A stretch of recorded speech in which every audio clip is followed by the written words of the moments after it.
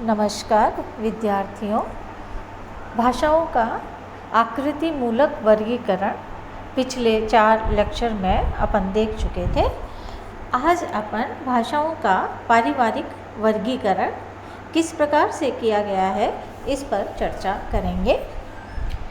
भाषाओं के पारिवारिक वर्गीकरण का अर्थ है विश्व की भाषाओं को परिवारों में बांटना।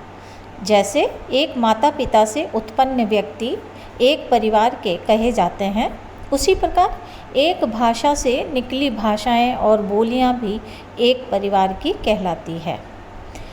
यह ज्ञात करने के लिए कि कौन कौन सी भाषाएं और बोलियां एक ही परिवार की है, 2 बातों पर ध्यान देते हैं। पहला भाविक समानता और दूसरा स्थानिक समानता। भाविक समानता ये भी 5 प्रकार की होती है। ध्वनि की समानता, शब्द की समानता, रूप रचना की समानता, वाक्य रचना की समानता और अर्थ की समानता।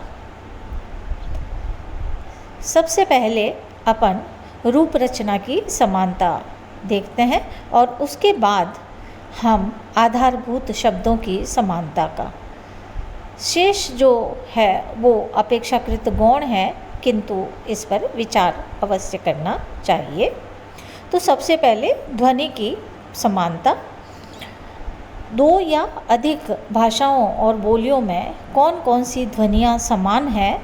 समान ध्वनियाँ उन्हें एक ही परिवार की होने का प्रमाण प्रस्तुत करती है, किंतु साथ ही यह भी देखना पड़ता है कि ध्वनियों में असमानता क्यों है। एक ही परिवार की भाषाओं में ध्वनि की असमानता के कई कारण हो सकते हैं, जैसे लोप के कारण। संस्कृत का वर्ण था री, वो हिंदी में लुप्त हो गया और मूल भारोपीय भाषाओं के भी अनेक व्यंजन यूरोपीय भाषाओं में नहीं हैं। दूसरा परिवर्तन के कारण, जैसे संस्कृत में ड ढ ध्वनियाँ नहीं हैं, किंतु ध्वनि परिवर्तन के कारण संस्कृत की ये ट द त ये हिंदी में आकर ड ड थ आदि हो गए। तीसरा प्रभाव के कारण, एक भाषा के प्रभाव के कारण दूसरी भाषा में कुछ ऐसी ध्वनि वाले शब्द आ जाते हैं जो मूलतः उस भाषा में नहीं होते हैं। जैसे फारसी और अंग्रेजी के प्रभाव के कारण हिंदी में भी क, ख, ग, झ, फ, अ ये ध्वनियाँ आ गई। फिर है शब्द समूह की समानता। उन शब्दों में समानता अगर है जो इन भाषाओं के अपने हैं, अन्य भाषाओं से प्रभाव स्वरूप आए शब्दों की समानता के आधार पर भाषाओं को एक परिवार का नहीं माना जा सकता। उदाहरण के लिए रूसी चाय और तुर्की चाय शब्द समान हैं, किंतु इस समानता के आधार पर इन्हें एक परिवार का नहीं माना जा सकता। वस्तुतः शब्द की समानता कई कारणों से होती है। पहला, एक परिवार की भाषा होने के कारण, जैसे संस्कृत में पितृ, ग्रीक में पीटर, लैटिन में पीटर, फ्रेंच में पिएरे, स्पेनिश में पेड्रो, जर्मन में वेटर, अंग्रेजी में फादर, फारसी में फीदर। ध्वनि परिवर्तन के समान हो जाने के कारण भी, जैसे भोजपुरी नियर, संस्कृत में निकट, अंग्रेजी में नियर, इस तरह से शब्द हैं। और तीसरा, किसी अन्य भाषा में उन शब्दों के आने के कारण, जैसे अंग्रेजी से हिंदी और तमिल दोनों में पेंट शब्द आ गया। चौथा, एक भाषा से दूसरी भाषा में जाने के कारण, जैसे तुर्की का चाकू हिंदी में आ गया, चाकू हिंदी में भी इसको चाकू ही कहते हैं। या कुछ द्रविड़ भाषाओं में पिल्ला तथा हिंदी में भी पिल्ला। पांचवा, संयोगवशात, जैसे मिश्री म्याऊ हिंदी म्याऊ, चीनी म्याऊ, ये सब बिल्ली। ये ध्यान देने की बात है कि केवल पहले कारण से प्राप्त समानता ही पारिवारिक एकता प्रमाणित करती है। शब्द समूह मोटे रूप से 3 प्रकार का होता है। आधारभूत, जो भाषा की रीढ़ की हड्डी होता है और उसमें परिवर्तन अर्थात प्रभाव की गुंजाइश कम होती है।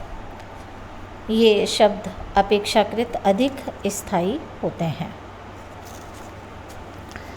उच्च, जो अपेक्षाकृत कम आधारभूत होते हैं, उनमें परिवर्तन और प्रभाव की गुंजाइश अधिक होती है। और उच्चतम, जैसे कपड़े लत्ते, खान पान, दवा दारू, शिक्षा, न्याय, कला, शिल्प आदि के शब्द इनके अंतर्गत आते हैं। रूप रचना की समानता पारिवारिक वर्गीकरण के लिए बहुत अधिक महत्वपूर्ण है। इसमें प्रभाव की गुंजाइश कम होती है। उदाहरण के लिए, तुलना का प्रत्यय तर एक पारिवारिकता का स्पष्ट संकेत कर रहा है। संस्कृत में जैसे उच्चतर, फारसी में बेहतर, अंग्रेजी में बेटर, जर्मनी में बेशर इत्यादि। वाक्य रचना में परिवर्तन बहुत होता है तथा इस पर दूसरी भाषाओं का प्रभाव भी काफ़ी पड़ता है। फिर भी मूलभूत समानताएं एक सीमा तक सुरक्षित रह जाती है।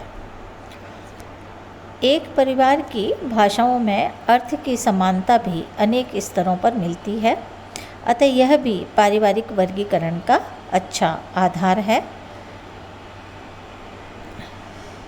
इस प्रकार सभी प्रकार के परिवर्तनों तथा प्रभावों का विचार करते हुए भाषाओं के बीच मूलभूत समानता की खोज होनी चाहिए।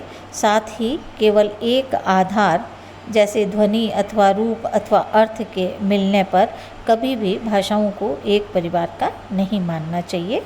प्रयास हमारे ध्वनि, शब्द, रूप, वाक्य, अर्थ सभी स्तरों पर न्यूनाधिक रूप से समानता को प्राप्त करना होना चाहिए। पारिवारिक वर्गीकरण का जो दूसरा आधार था, पहला आधार था भाविक समानता, है ना। भाविक में हमने यहाँ पर 5 आधार लिए थे। ध्वनि की समानता, शब्द की समानता, रूप रचना की समानता, वाक्य रचना की समानता और अर्थ की समानता। और दूसरा हमने लिया था आधार स्थानिक समीपता। एक परिवार की भाषा एक भाषा से निकलती होती है, अतः अपवादों की बात छोड़ दें तो प्रायः उनमें स्थानिक समीपता मिलती है। इसी आधार पर भारोपीय परिवार का मूल स्थान यूरोप में या एशिया यूरोप की सीमा पर माना जाता है, क्योंकि उसके आसपास इस परिवार की काफ़ी भाषाएं बोली जाती है। भारत के आसपास ऐसा नहीं है, अतः भारत को मूल स्थान नहीं माना जा सकता। किंतु स्थानिक समीपता को एकमात्र आधार तभी माना जा सकता है। कभी कभी एकाधिक परिवार की भाषाओं में भी स्थानिक समीपता मिलती है, जैसे भारोपीय परिवार की ताजिक और यूराल अल्टाइक परिवार की उबेजक आदि, और भारोपीय की बंगला और चीनी परिवार की बर्मी आदि की समानता है। तो उपयुक्त सभी से पारिवारिक संबंध जोड़ने में सावधानी से आवश्यकता अनुसार सहायता ली जानी चाहिए, किंतु साथ ही यह भी ध्यान में रखना चाहिए कि रूप रचना की समानता इस दृष्टि से सबसे अधिक विश्वसनीय होती है। उसके बाद आधारभूत शब्दावली की, फिर अन्यों की। संबंध स्थापित करते समय परिवर्तन, प्रभाव, संयोग जनित समानताओं से बचने में हमें अधिकाधिक सतर्क रहना चाहिए। तो ये वर्गीकरण के, पारिवारिक वर्गीकरण के आधार थे 2, पहला भाविक और दूसरा स्थानिक समीपता। और भाविक में भी ध्वनि की समानता, भाविक समानता भी ये 5 प्रकार की है। ध्वनि की समानता, शब्द की समानता, रूप रचना की समानता, वाक्य रचना की समानता और अर्थ की समानता। और स्थानिक समीपता मतलब एक ही परिवार की भाषाएं आसपास होती हैं। अब हम विश्व के इस भाषा खंड को 4 भागों में विभक्त कर सकते हैं। पहला है अफ्रीका खंड, दूसरा यूरेशिया खंड, तीसरा प्रशांत महासागर खंड और चौथा अमेरिका खंड। अफ्रीका खंड में इसमें मुख्यतः 4 भाषा परिवार है। पहला बुशमैन, दूसरा बांटू, तीसरा सूडान और चौथा हेमेटिक और सेमेटिक। कुछ विद्वान हेमेटिक और सेमेटिक को अलग परिवार मानते हैं। यूरेशिया खंड, इसमें मुख्य रूप से 9 भाषा परिवार आते हैं। Hamitic Semitic, Caucasian, Ural Altaic, चीनी, द्रविड़, ऑस्ट्रो एशियाटिक, जापानी, कोरियाई, मलय, पालिनेशियन, भारोपीय। तीसरा प्रशांत महासागरीय खंड, इसमें मुख्यतः मलय पालिनेशियन परिवार है। कुछ लोग इसे कई परिवारों का समूह भी मानते हैं। अमेरिका खंड, अमेरिकी परिवार, कुछ लोग इसमें लगभग 100 परिवार मानते हैं। तो इसमें कुछ परिवार तो एकाधिक भाषा खंडों में हैं और कुछ को काफ़ी विद्वान एक ही परिवार में रखने के पक्ष में हैं।